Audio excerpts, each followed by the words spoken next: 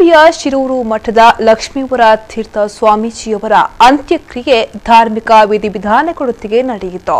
ಈ ವೇಳೆ ಶಾಸಕರು, ಸ್ವಾಮೀಜಿಗಳು ಸೇರಿದಂತೆ ಸಾವಿರಾರು ಭಕ್ತರು ಅಂತ್ಯಕ್ರಿಯೆಯಲ್ಲಿ ಭಾಗಿಯಾಗಿದ್ದರು. ಹೆಬ್ರಿ ಸಮೀಪದ ಮಡಮಕ್ಕಿಯಲ್ಲಿ ವಿಠಲಾಚಾರ್ಯ ಹಾಗೂ ಕುಸುಮ ದಂಪತಿಯ ಪುತ್ರನಾಗಿ ಜೂನ್ 8, 1964ರಲ್ಲಿ ಜನಿಸಿದ ಶಿರೂರು ಶ್ರೀಗಳು ಪಣಿಯಾಡಿ ಶಾಲೆಯಲ್ಲಿ 2ನೇ ತರಗತಿಯಲ್ಲಿ ಕಲಿಯುತ್ತಿರುವಾಗ ಸನ್ಯಾಸ ದೀಕ್ಷೆ ಸ್ವೀಕರಿಸಲು ಕರೆ ಬಂದಿತ್ತು. ಅದರಂತೆ 1971 ಜುಲೈ 2ರಂದು ಸೋದೆಮಠದ ವಿಶ್ವೋತ್ತಮ ತೀರ್ಥರಿಂದ ಲಕ್ಷ್ಮೀವರ ತೀರ್ಥರಾಗಿ ಸನ್ಯಾಸಿ ದೀಕ್ಷೆ ಪಡೆದರು.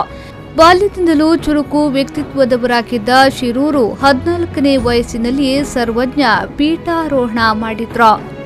1978ರಿಂದ 80ರವರೆಗೆ ಪ್ರಥಮ ಪರ್ಯಾಯ ಕೈಗೊಂಡು ಸೈ ಎನಿಸಿಕೊಂಡವರು.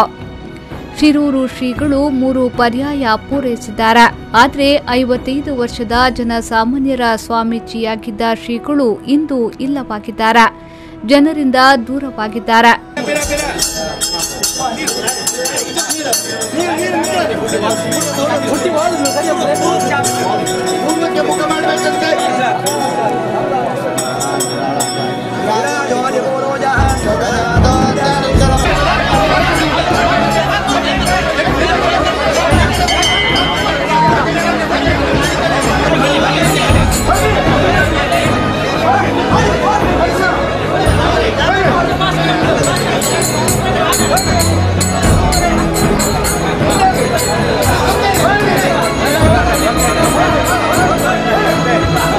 ಸೋಮವಾರದಂದು ಶಿರೂರು ಮೂಲ ಮಠದಲ್ಲಿ ಗಿಡ ನೆಟ್ಟು ಕಾರ್ಯಕ್ರಮ ಹಮ್ಮಿಕೊಂಡಿದ್ರು.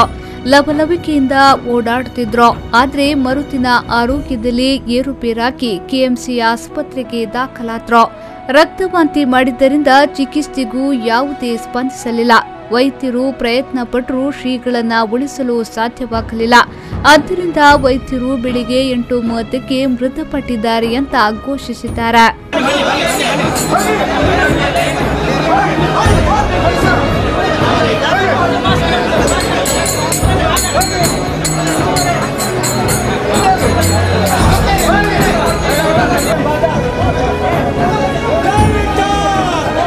ವೈದ್ಯರು ವಿಷಕಾರ ಅಂಶ ಸೇವಿಸಿದ್ದರಿಂದ ಶ್ರೀಗಳ ಸಾವಾಗಿದೆ ಅಂತ ಹೇಳಿಕೆ ನೀಡಿದ್ದಾರೆ.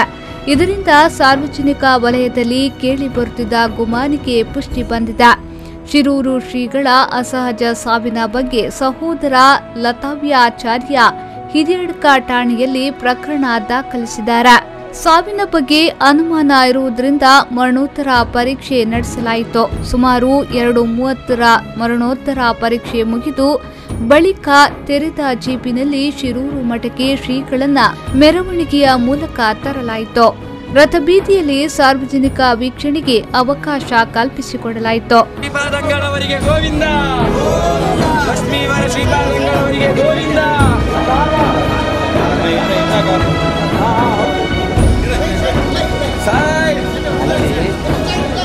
ಮಠದ ಒಳಗೆ ಅನೇಕ ಧಾರ್ಮಿಕ ವಿಧಿವಿಧಾನಗಳು ನಡೆದವು.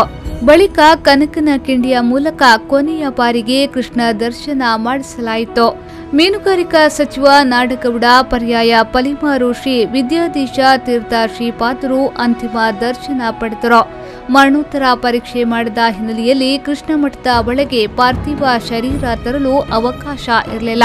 ಬಳಿಕ ರಥಬೀದಿಯಲ್ಲಿ ಮೆರವಣಿಗೆ ನಡೆಯಿತು. ಶಿರೂರಿನ ಮೂಲ ಮಠದಲ್ಲಿ ಸಕಲ ವಿಧಿವಿಧಾನಗಳಿಂದ ಅಂತ್ಯ ಸಂಸ್ಕಾರ ನಡೆಯಿತು.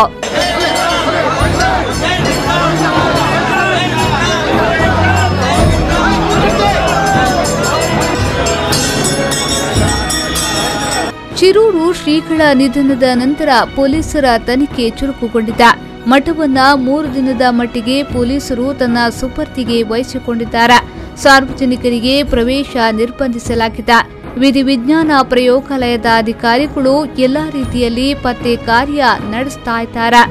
ಪಶ್ಚಿಮ ವಲಯ ಐಜಿಪಿ ಅರುಣ್ ಚಕ್ರವರ್ತಿ ಭೇಟಿ ಮಾಡಿದ್ದು ಪೊಲೀಸರಿಗೆ ನಿರ್ದೇಶನ ನೀಡಿದ್ದಾರೆ.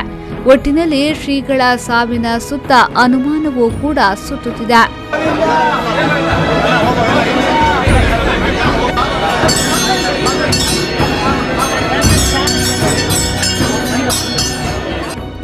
ಪಲ್ಲವಿ ಸಂತೋಷ್, ವಿ4 ನ್ಯೂಸ್ 24/7 ಉಡುಪಿ.